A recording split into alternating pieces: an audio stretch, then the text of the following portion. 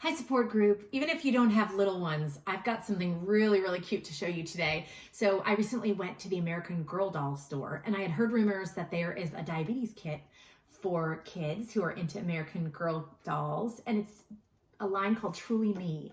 And it really is sweet. And I think I was looking for something special for the Easter basket, and whether you have a child with diabetes or they have a friend living with type 1, or you have a grandparent or a parent, somebody in the household with type 1 or type 2, this is something really neat to show them the tools and the tricks that are used for someone who's living with diabetes.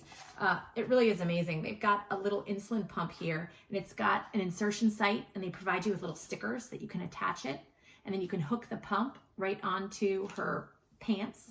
It's got a clip. She's wearing, I added her medical alert bracelet.